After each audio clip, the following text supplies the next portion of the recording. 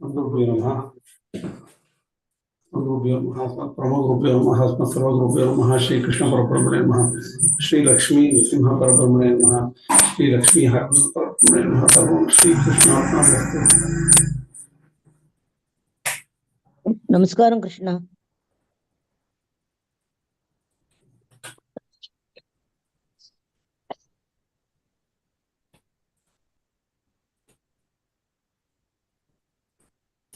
I'm going to start the class.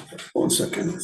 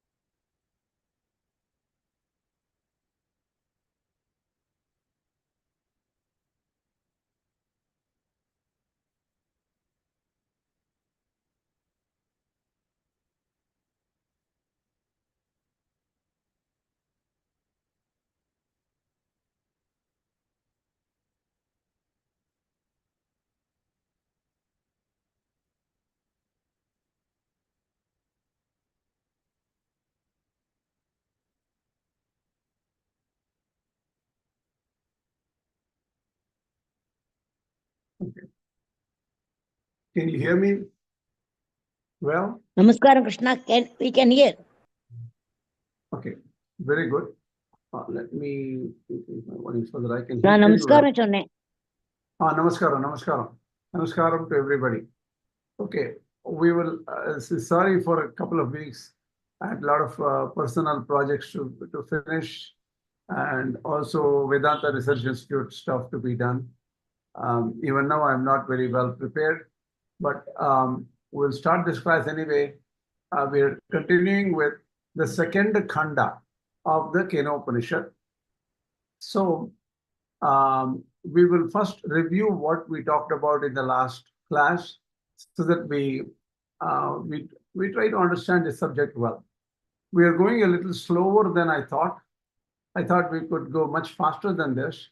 The only difference is I have to put a number of hours to prepare well to go faster. So that's a little hard.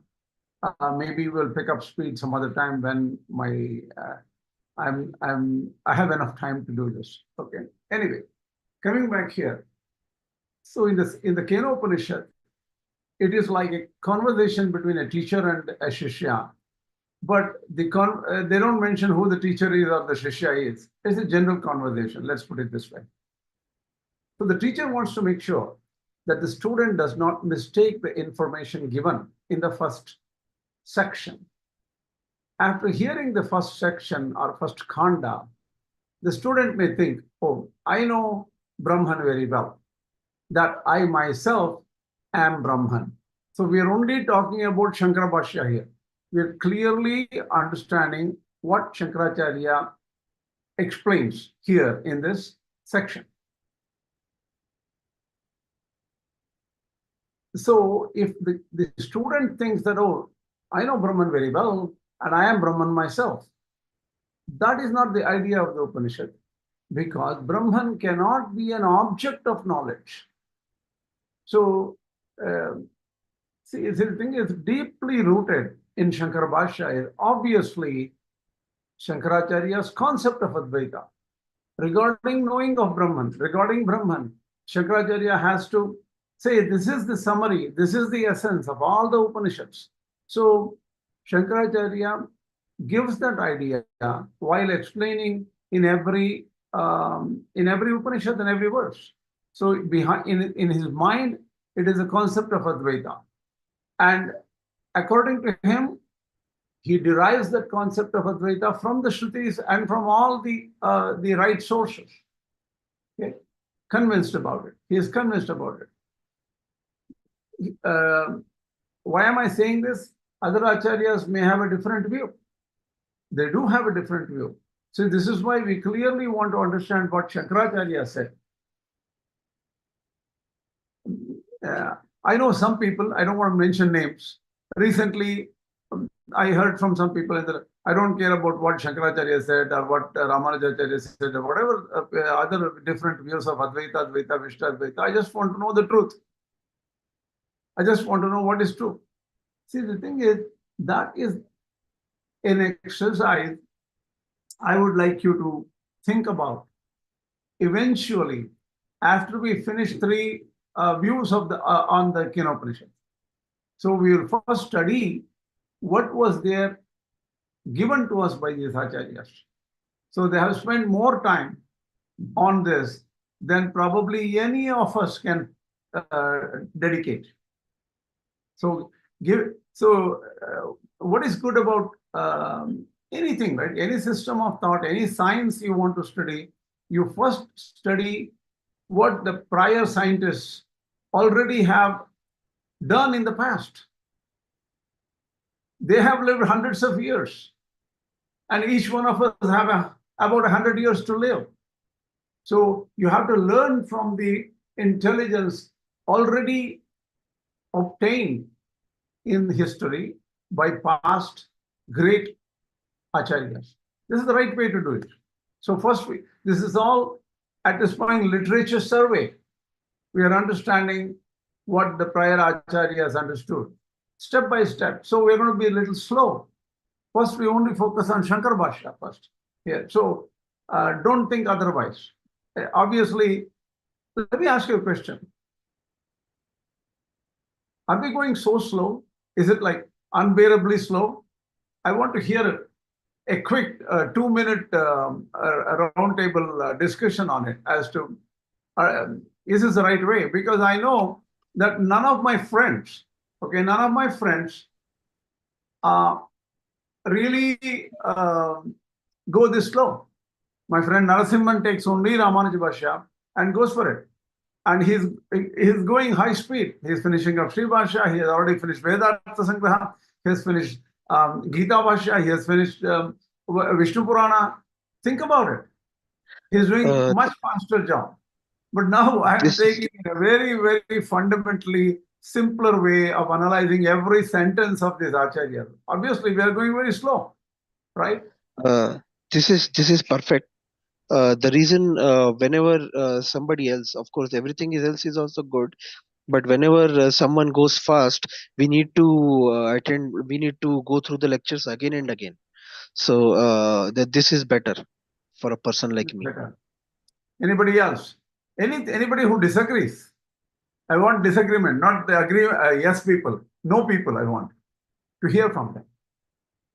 I know some of the no people don't exist in the audience anymore because they left and went away already. Is it acceptable? Quickly.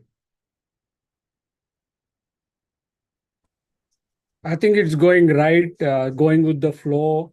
Every the teacher have their own personality. So this is perfect. Actually, I don't see anything need to change. That's what is my opinion. One second, just 1 second.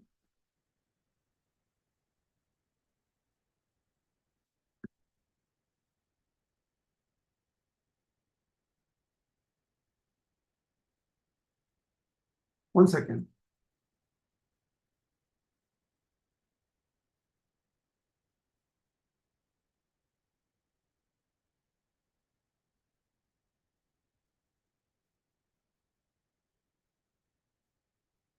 Just a second, please.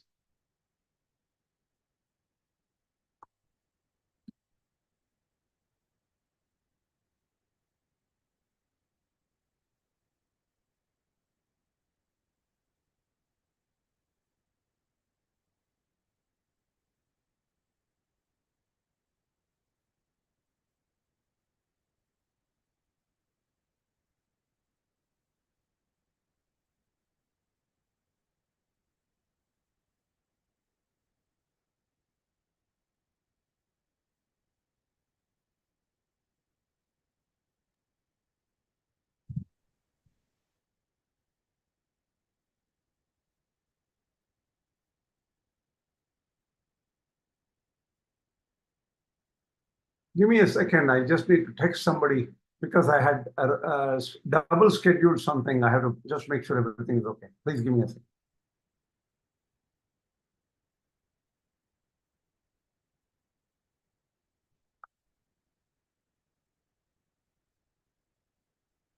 Okay, I'm okay now. No problem. All right. See, we'll continue this way. We'll clearly understand each Acharya slowly. And I'm sure some people may want to go much faster, but that's how we are doing it. And hopefully we'll pick up some more speed later on. Now, let me come back to sharing the information now. Okay. So what I get out of this section, section 2, is Śaṅkarācārya is laying the foundation, saying that it is not easy to understand Brahman, number one. And many people who try to understand Brahman often mistake it. And they think that they know, but they really don't know. It is so hard and so subtle. So that is the idea he is pushing across. Let's see how it goes further. So here in this section, we understood Brahman cannot be an object of knowledge. Brahman is a pure subject. So if the student thinks, oh, I know Brahman very well, he cannot know Brahman as an object, obviously. So it's a different kind of realization, and that is what Śaṅkarācārya is validating further. So this is actually the previous class summary of just a simple understanding of where we left off. So he says, Brahman is not something to be given up, rejected, or accepted. Brahman is not something to be shunned or accepted. Then if the student thinks that, oh, I know Brahman well, that I myself am Brahman, the teacher says, well, if you think you know Brahman as an object, then you know very little of Brahman. Not only that, Brahman is much, much, much more complex than what it is. So let me explain why. That's what the Upanishad is also stating further. Brahman is not something to be given up or accepted, since no way it is an object. So what do you accept or reject? If there is something if somebody gives you a gift, you accept it. If somebody gives you some trouble, you want to reject the trouble. It is not something of that kind. Brahman is not something doesn't even come under the classification, because Brahman is pure subject. And what does pure subject mean? That is also a problem, right? Here, if you, in grammarians will say, okay, each sentence has a subject and predicate. King Richard fought with a lion, something like that, or fought like a lion. So this is a sentence. Oh, there is a subject, King Richard, and something he does. That's the predicate. Oh, now do we understand this? The subject? Subject is very well known, right? That's not the way Brahman can be known. Even the idea that Brahman is a subject is a very complicated thing. Let's see why. So the meaning here is, see, the thing is, if the student has understood it right, Brahman, he is Brahman. What is the whole idea of Advaita? Aham Brahmasmi, I am Brahman, is the whole idea of Advaita. And student says he has understood. So why is it wrong? That is where some clarification is required. What is knowable can be known well. Like, what is burnable? If something can be, like it's a bunch of trees and other things which can be consumed by fire, the fire can burn it. However, Brahman can never be an object of knowledge. So how can it be known? Fire burns other objects, but not burns itself. So Brahman cannot be known that way as an object.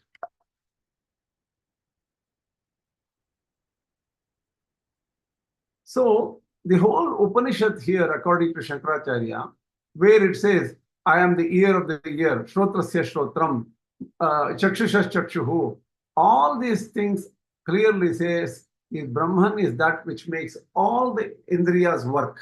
Brahman is separate. Brahman is not an object of any cognition. It is verily other than known and beyond the unknown. So we have heard from the ancients who taught us. That is the fourth verse. To whomsoever it is not known, to him it is known. To whomsoever it is known, he does not know.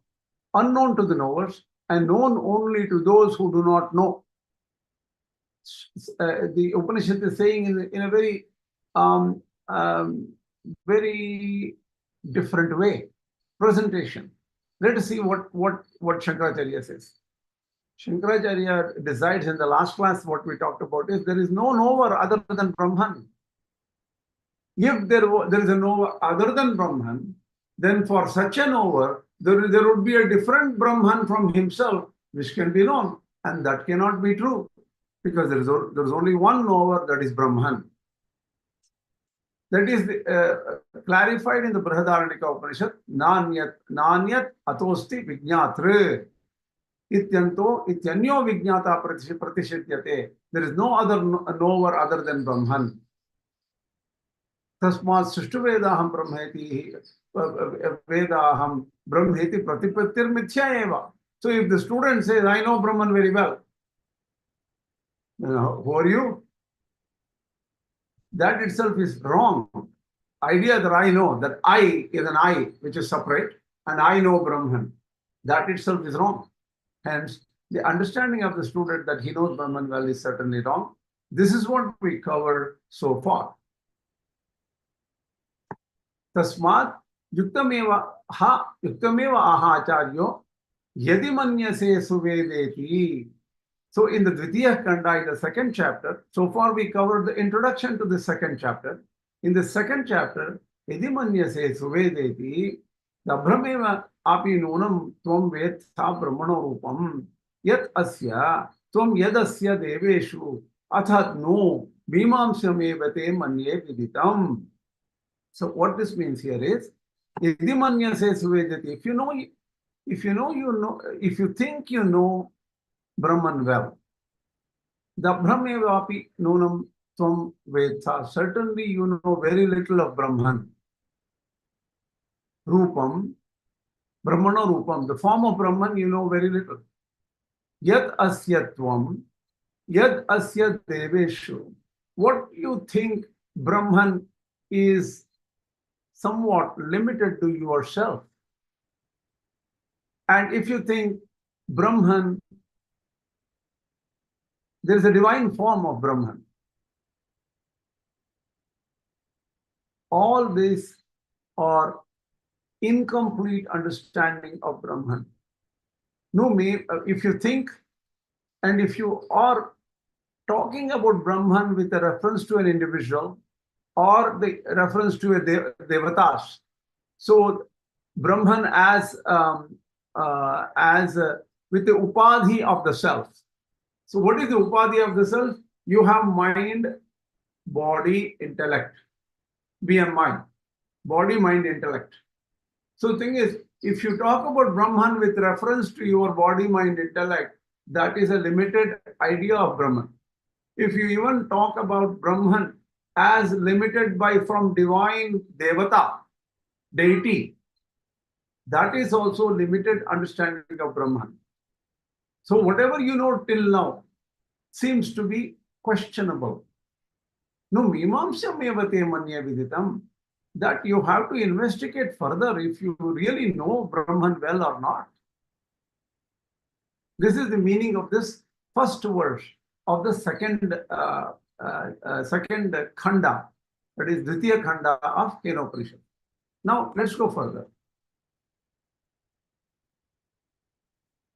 Okay, here the term Adhyātma is used. Adhyātma is what is in reference to your body, mind, intellect, right? If you think you know Brahman well, then what you know as Adhyātma Brahma, that is that in relation to your body, mind, intellect, and what Brahman in the Devatas, Deveshu, right? Whatever Brahman you think that, oh, they are associated with the Devatas, with reference to the Devatas, is all very little. Hence, you need to investigate thoroughly whether you really understand Brahman. Then the student thinks about it. He just goes out. Oh, I thought I knew. Let me think if I know properly. And he goes back and thinks for some time.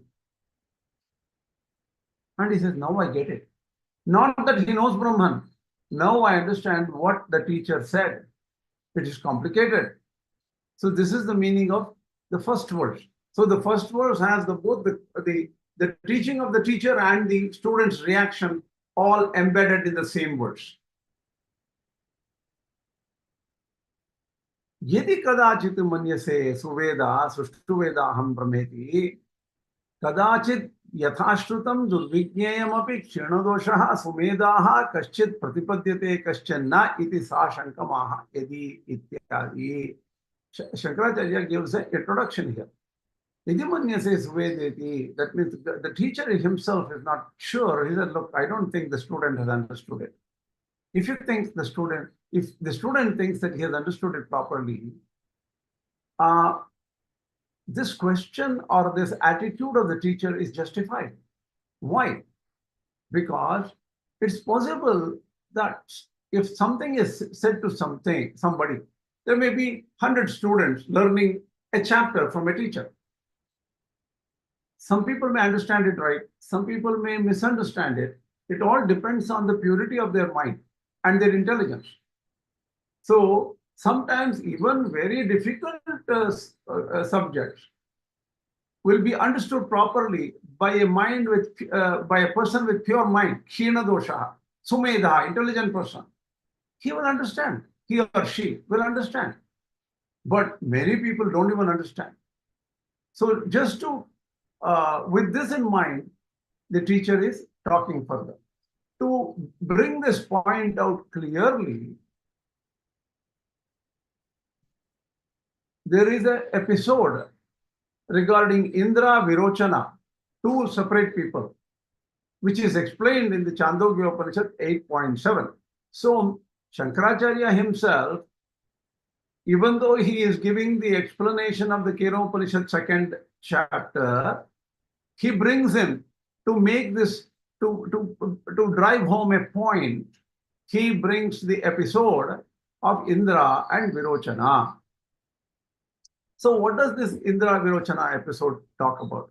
What happened was I tried to understand Śaṅkara-bhāṣya here, because in Śaṅkara-bhāṣya what happens is, even though he is doing Kena Upaniṣad Bhāṣya, in his mind he thinks that you as a student who is a reader, an audience, whatever, you know clearly what is the episode between Indra and Virocana, what happened long time back. But I forgot. I might have studied here and there, but I didn't really know what exactly happened between Indra and Virocana, between them. How many of you remember this properly? Indra Virocana episode?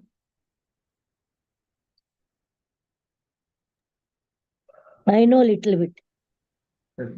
Anybody else have heard this? At least have you heard about Indra and Virocana episode anywhere in the past?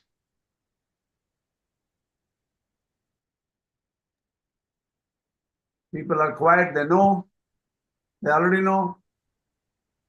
I I've have heard about not the heard it. episode. You have heard about it. Okay, all right. So anyway, we go back and see what Śaṅkarācārya's view is, because we are trying to understand Śaṅkarācārya's understanding of that episode, right? We are only understanding through the sight of Śaṅkarācārya's view. No. Okay. Now let me go back to my speaker view and then share the same thing. Okay.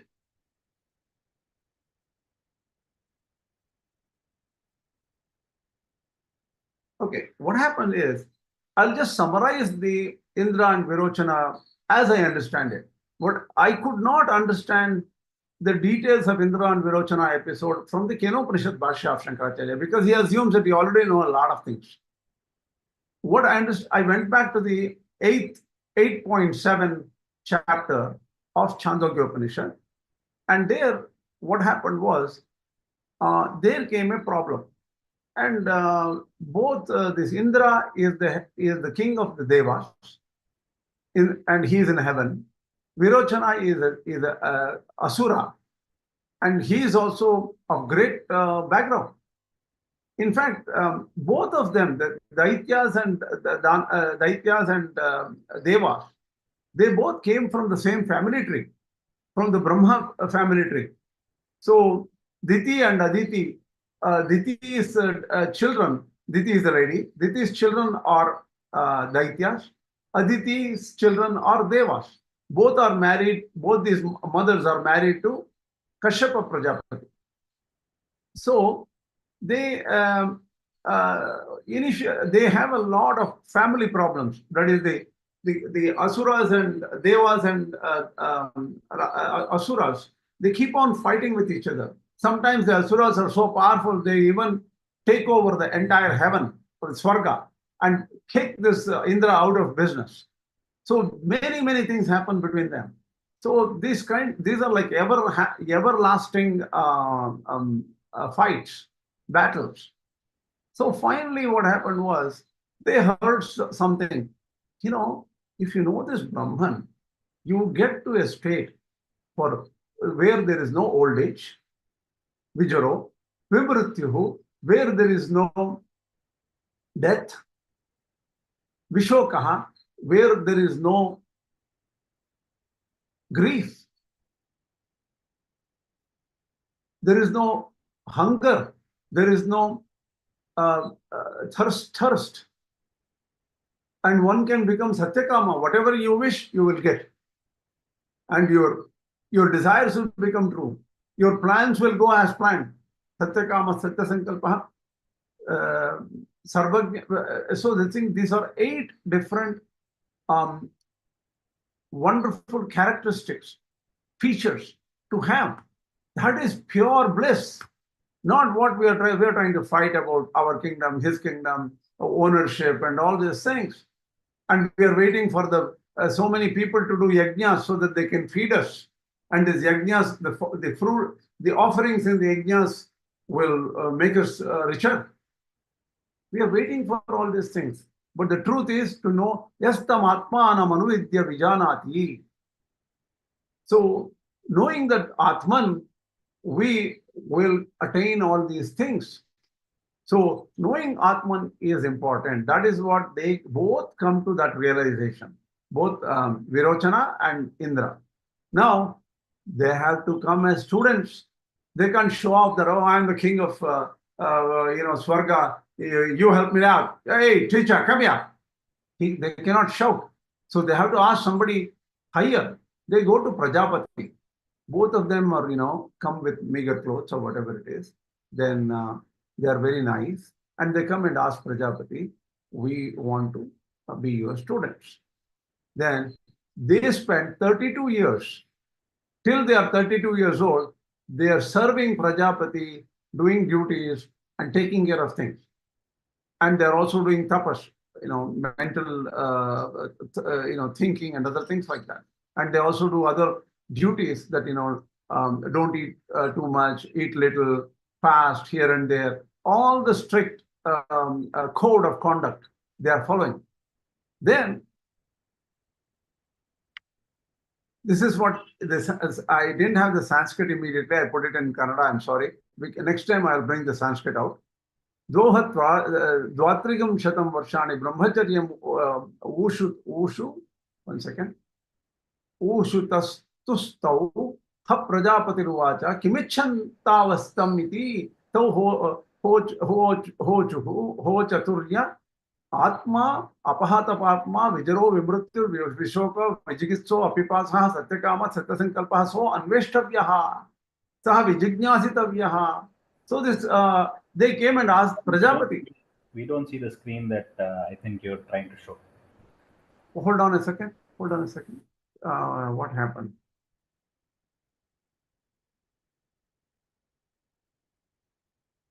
Hold on a second. I don't know. Let's, now you see? We see the Dvitiya Khaṇḍa, the Sanskrit one. In Kannada, Sanskrit, right? Kannada, right? No, this is only Sanskrit, Swami. At least for me, that's the case. Wait a minute. What is happening? Just hold on.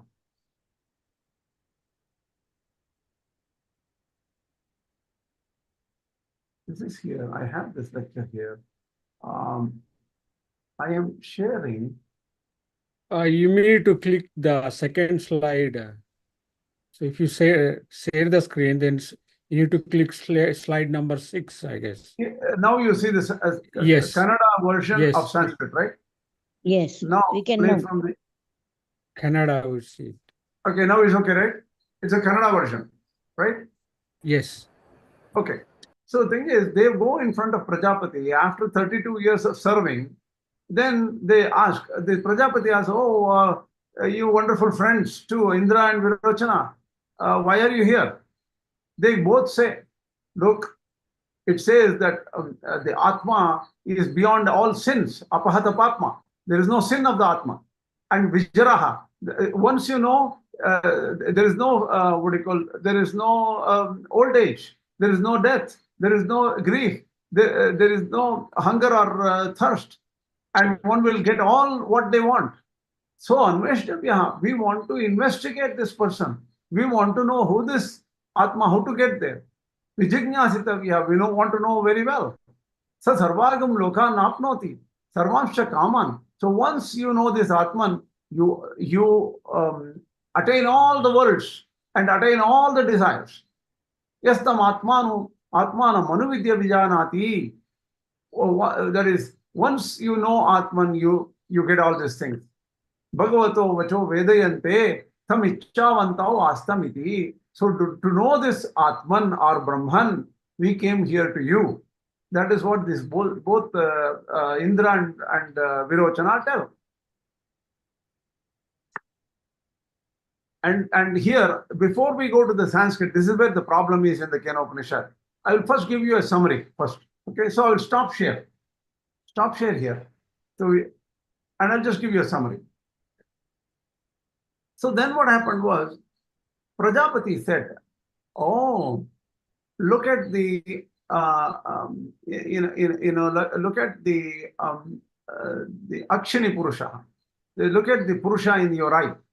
That means you go into some place where there is a well or a river or some shining object like a mirror or something like that, and you look at yourself. What do you see?" That's what Brahman asked, the Prajapati asks. And these people go and say, I see myself. Then they say, look, tomorrow you do one thing. Go, with all your nails and everything, all the hair and everything like that, go as is first. They go in front of the mirror as is. What do you see? I see my hair, my nails, my body, and everything like that. Then comes and say, why don't you dress up properly, cut off your nails, cut off your hair properly, trim your hair, and then go in front of the mirror and come back and tell me what you see. They go and cut off their nails, clean up, and they wear very good ornaments and things like that. And then they go and come back to Prajapati. And Prajapati says, what did you see? Oh, I saw myself with ornaments and everything like that, and my nails were all trimmed. And that is Brahman. That's what you're looking for. So did Prajapati lie to them? But that's how he instructed. He didn't care. After 32 years, they were 32, they were there till they were their 32nd year. All Prajapati could do was look at yourself in the mirror and see that is the Brahman you're looking for. Then what happens is, is that so? And Virocana said, my God, I already knew this. That's why I used to dress up well. I used to make sure my body is okay. So this body is Brahman. That's what I understand. So please mute yourself. Mami, please mute. Okay. So what happened was Virocana went and said, I understand now. My body is Brahman. And I want to make sure my body is beautiful. My body gets what it wants. And if any desire I get, I'll just go grab it.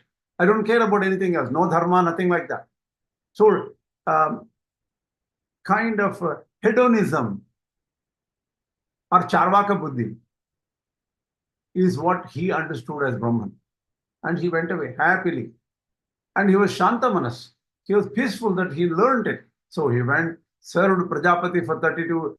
Still he was 32 and he got the knowledge. Because he got the knowledge, he was very peaceful. And he came happily to his loka.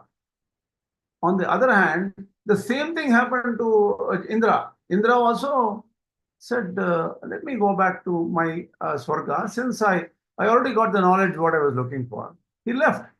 But on the way, he could not go further. What is this? If I cut off the nails go away.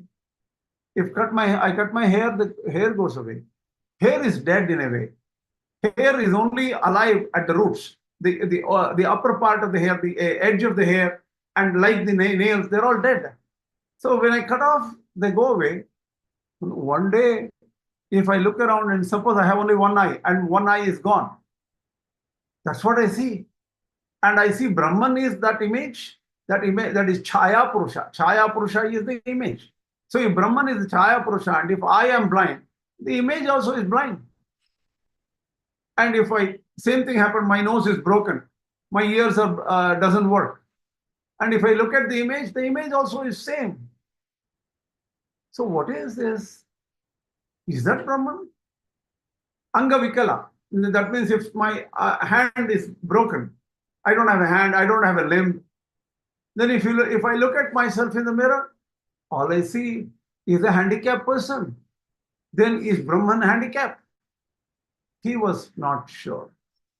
He went back to Brahman and asked, look, I don't seem to agree. Something is wrong, or I'm not understanding, or I didn't hear you properly. Explain to me. Even then, Prajapati tells him something and he goes away. Again, he comes back second time, third time, asking more and more questions. Finally, fourth time, Indra, who was the king of gods, quite brilliant guy, who knew and who had good friends, even the Saptarshis, the 7 rishis, and so many brilliant people, his teacher Brihaspati, he knew so many things. But even he had to come 4 times to understand what that Brahman is. So to have a mistaken concept of Brahman is very possible. So what the summary here is, we try to see Brahman as something related to us as a self, the thinking self, the thinking person, the mind, intellect, or the person, jiva associated with this intellect, something with respect to us that is known as Adhyātma. And that seems to be a mistaken concept of Brahman. And sometimes we see Brahman is a devata. Earlier in the Kena Upaniṣad, Nedam yadidam upasate. He says, not the one you worship. We worship Indra, we worship Ishvara, Vishnu, and all these devatas. According to him, anything saguna is a devata. Saguna. See, this is where the problem is. Śaṅkaracārya's concept of Brahman is no attributes of any kind. That which does not have any attributes. So if there may be so many descriptions of Vishnu, Shiva, Ishvara maybe in some Upanishads, and maybe in the Puranas, maybe in the Itihasas. There are so many of them. There are Upapuranas. If you look at all those things, you get different conceptions of Brahman. Oh, this is my Brahman. Brahman has this form. He has hair like this. He has a form like this. So for Śaṅkarācārya, that becomes a lower Brahman. It becomes a Saguna Brahman. And so he says that doesn't seem to be right. People are understanding Brahman wrongly. Na idam, nedam yadidam upasate. Consistent with his own view of the first section of the Kena Upaniṣad, he continues with the same thought process, saying that most people think they understand Brahman, they don't really understand Brahman. So anything related to the Devas, anything related to the Adhyātma or the self, seem to be a mistaken version, mistaken view of Brahman. This is the summary so far. And now with this summary, then we can summarize and understand what Śaṅkarācārya said. For that, what I will do, I will simply read, just to summarize, I will simply read the English version of Hiranya's, Professor Hiranya's explanation of this verse.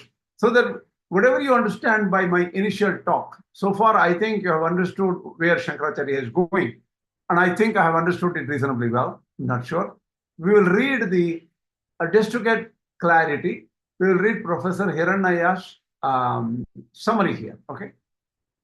Or explanation, commentary. Let me find out where that is.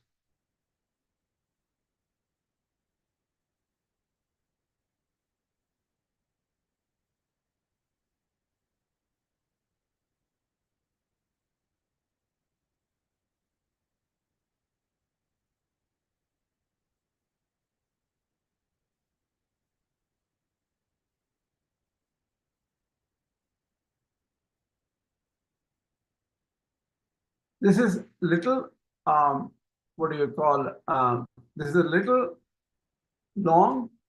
Bear with me. You might have already read this, but it'll just validate. So I don't like some people, if thou thinkest that thou hast understood Brahman well, thou knowest it but in a small form, whether it refers to the individualized self or to the gods, and thou, I think, hast yet to investigate it, I think I understand, is the answer given by the Shishya. So I'm sure you can think through this, thinkest and other, somehow you understand the summary here, right? Now we'll see what he has said. Lest the disciple who has been taught that he himself is Brahman, the reverse of what can be shunned or acquired, should think, I know well, I myself am Brahman. The teacher states as above and desires to test the pupil's knowledge. Should not clear conviction in the pupil that he has understood well be welcome to the teacher? True, clear conviction is welcome, but not in the form, I know Brahman well, for it is possible to know only that which can be an object of consciousness, as for instance, in the case of burning, a thing that can be burned by burning fire, but not the nature of fire itself. The final import of all the Upanishads is that the self of all the knowers is Brahman. You may think there are a lot of number of knowers, but the self is only Brahman. Here, also the same has been set forth in the form of an answer to the question in 1.2, and specially affirmed in 1.5, that is section 1.2, second shloka, section 1, fifth shloka. The traditional faith of knowers of Brahman has been indicated in the section 1, fourth shloka, and topic will hereafter be concluded in the same strain in second Khaṇḍa, third shloka. We have not come there yet. So we are talking about the beginning introduction of the second chapter right now. Thus, it is put right to remove from the mind of the disciple the idea that he knows Brahman well. Certainly, the knowing principle in the knower cannot be known as the burning principle in the fire cannot be burnt.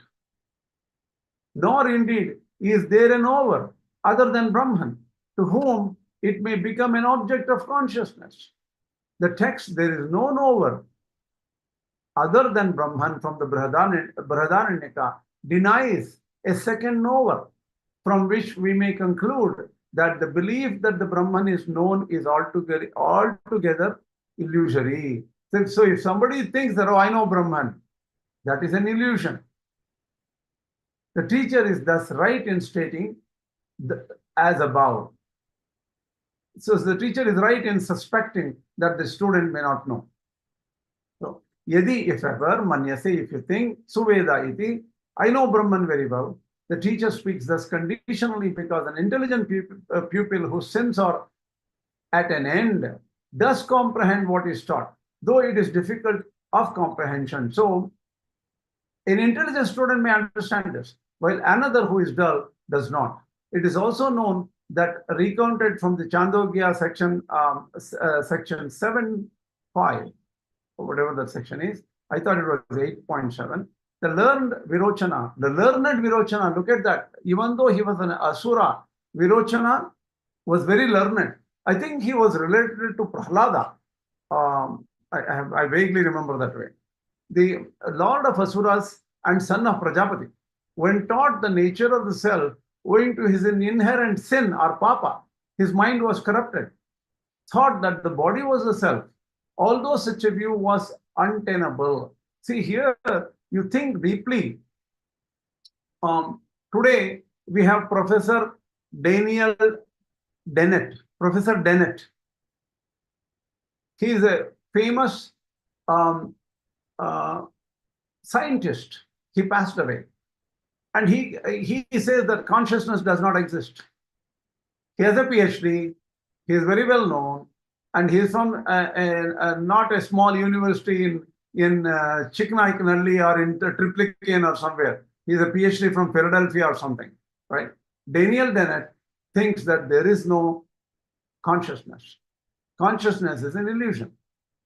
So even Virocana was a great Rakshasa and knowledgeable person, he did not understand it right. So even very powerful, knowledgeable people who may have PhDs may not understand Brahman properly.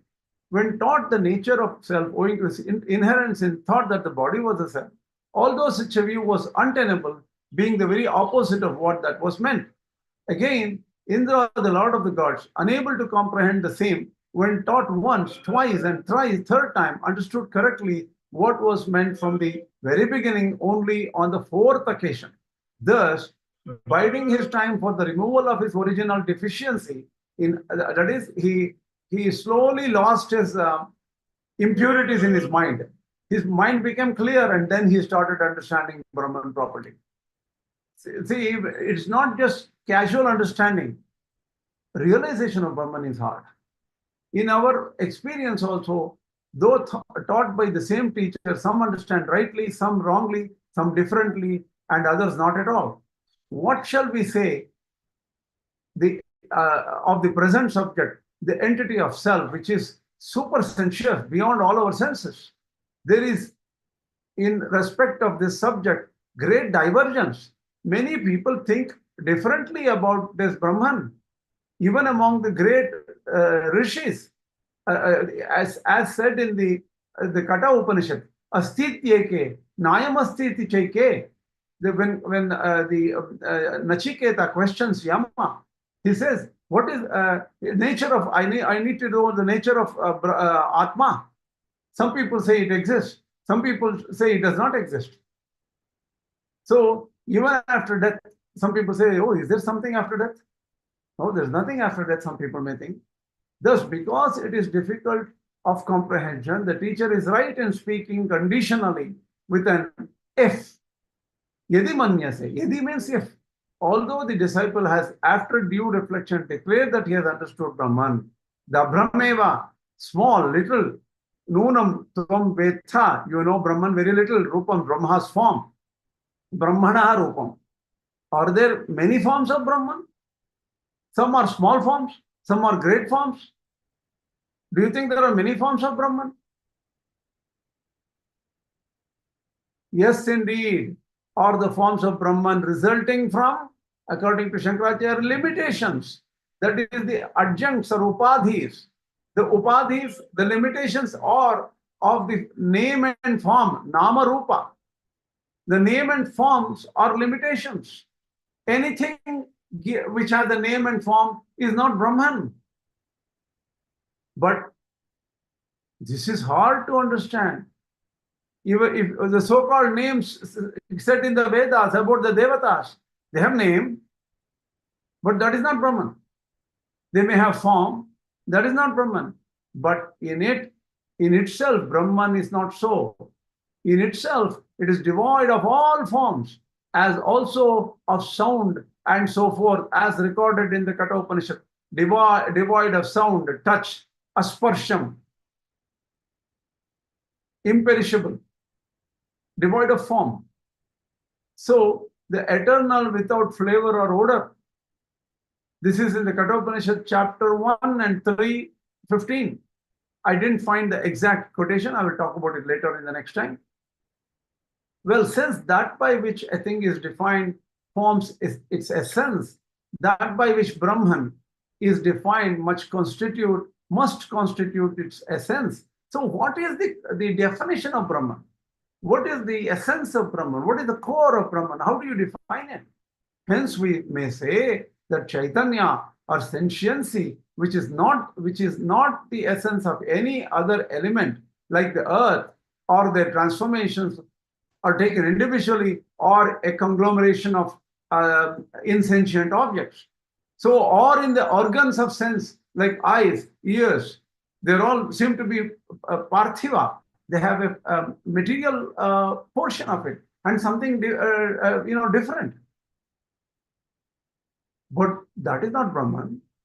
So like the car, like the ear and inner sense constitutes the nature or essence of Brahman. That is also not Brahman. And that Brahman is accordingly characterized by sentiency. Because some people say, oh, just because I hear, that is sentiency. Just because I see, that is sentiency. There are also Vedic texts favoring such view. Compare Brahman is knowledge, Prajnanam, Brahma. I think that is the one it is mentioned here. Anandam is Brahma. Wholly, this is Prajnana Ghana Eva is that. Solid Prajnana Ghana is Brahma. That is wholly sentiency or wholly Chaitanya. Intelligence is Brahman in Ācāryas Upanishad. Existence, sentiency, infinite is Brahman. That is Satya-Jñāna-Ananta Brahma, Yoga-Vedanhitam Guhayam, Parame Vyoman. That is the Taittiriya Upanishad. Satyam Jnanam Anantam. That is Brahman. Here Jnanam is taken as consciousness. So people, even in the Upanishads, there are different views of Brahman, all which describe Brahman in terms of sentiency. Truly so. But even there, Brahman is defined as sentiency or Chaitanya and so forth through its limiting adjuncts. Oh, even the definition of consciousness or sentiency is because of some limitation. The limitation adjunct is what? That is the tatastha lakshana. Adjunct is something which is different. The mind, the body, and the various organs, it is related to mind, body, and organs. That is why we talk about sentiency. How do we know sentiency? Oh, we talk about this body. How do I know I am sentient? Oh, I know. I touch, I feel, I place my hand on a hot stove, it burns. So I am sentient. So we know sentiency only because we are sitting in this body-mind-intellect. We don't know the sentiency which is unconnected to this body-mind-intellect. Do we know? Do you understand what I'm trying to say here? This is important for you to understand. All our knowledge of sentiency is because we are alive and we have this body. If you do not have this body, if you are a yogi, you can go do meditation and leave this body and go completely get disconnected from your body. Then your idea of sentiency or consciousness becomes different. Do you agree? This important point. Do you agree? Wow, I put everybody to sleep today. I'm a very powerful guy.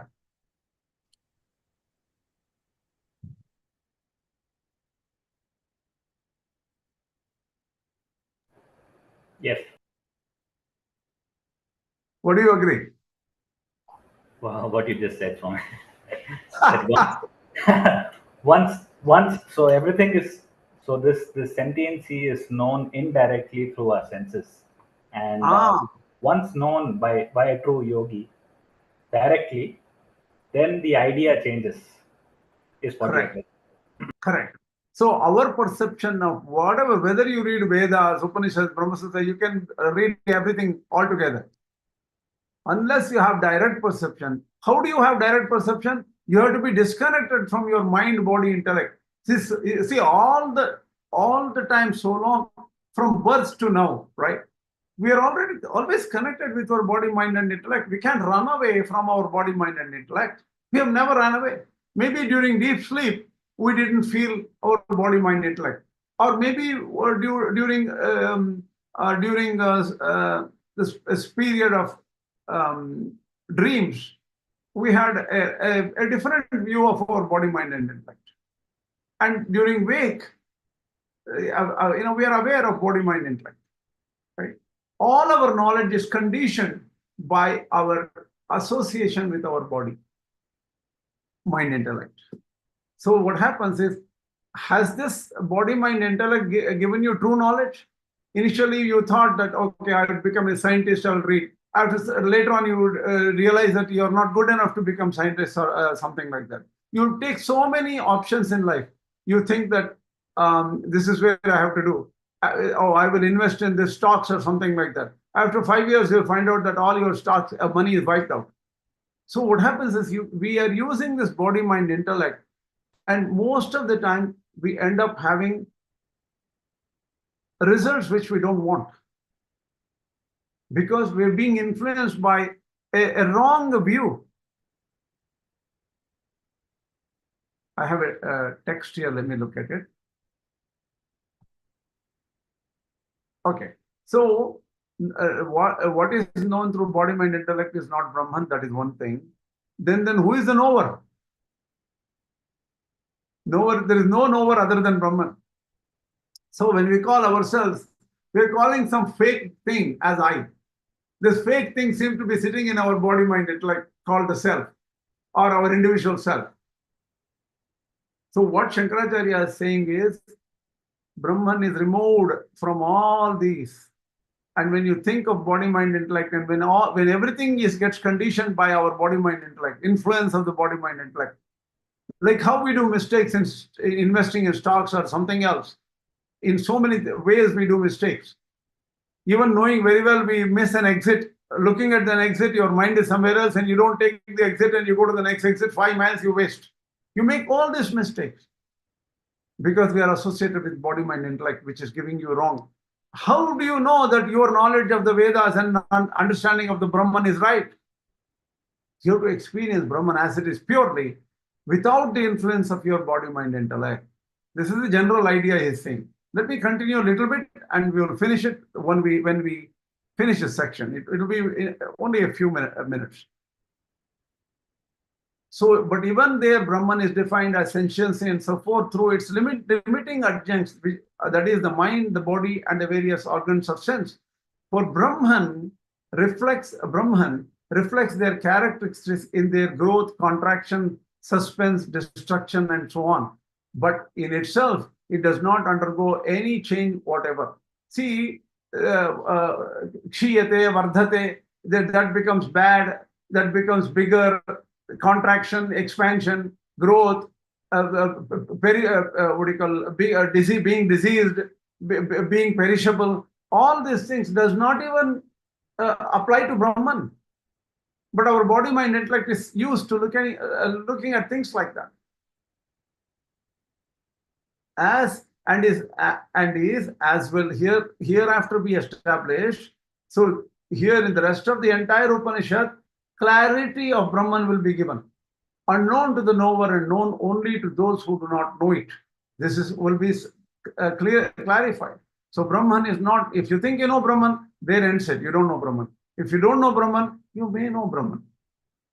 These words are to be taken with Brahmano Rupam. It is not merely what you know of Brahman in its form, of the individualized self. You see that, okay, I'm acting, I'm thinking, speaking, and everything. Like, oh, there is Brahman within. So you're looking at Brahman within as somehow conditioned from your own particular individual self. That is small. But also what you know of Brahman in its divine form, something associated with the Devatas, deities, that is also less. Whatever is human or divine is limited by adjuncts, and so divine have divine adjuncts, limited has human adjuncts. So this is, you're not seeing Brahman as it is, and they are different, thus different from smallness and finitude. Anything which is finite, anything which has a form and name, that's it, that is not Brahman. Brahman is unlimited. In fact, the word Vaikuntha, Kuntha means limitation. Vai means without limitation. So Brahman is Vaikuntha. Vaikuntha Purusha Pranaha. So in the Sahasranama, he is known as Vaikuntha. But that Brahman which shakes off all adjuncts is peaceful, endless, unlimited, one without a second. That is Ātma, which is without, there is no second in it. No, known as Bhuman. In the Bhuman is in the Bhuma Vidya, which is the conversation between Sanat Kumara and Narada. This is explained very well. And eternal. That Brahman is eternal, is not at all an object of knowledge. This is the purport of the passage. Hence, I think that even now, Brahman remains to be investigated. Mimamsyam means it has to be thought about. It has to be, oh, do I really know Brahman?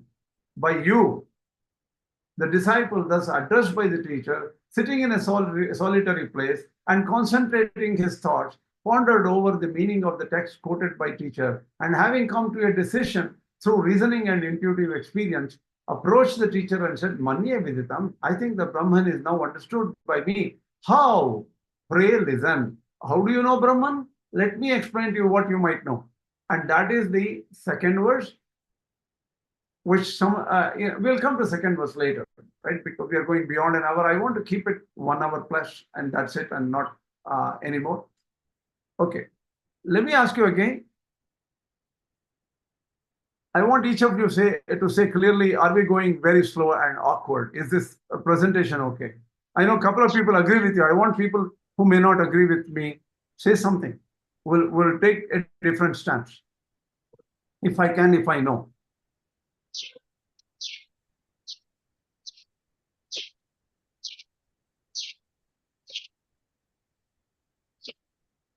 Well, I think you're okay with this, or else write to me. If you don't want to talk about it, write to me and we'll figure it out. Okay, then we'll stop here. Let me end this. Asmat Gurubhyo Maha, Asmat Parama Gurubhyo Maha, Asmat Sarva Gurubhyo Maha, Shri Krishna Parabrahmane Maha, Shri Lakshmi Narasimha Parabrahmane Maha, Shri Lakshmi Hayavadana Parabrahmane Maha, Sarvam Shri Krishna Arpanamastu.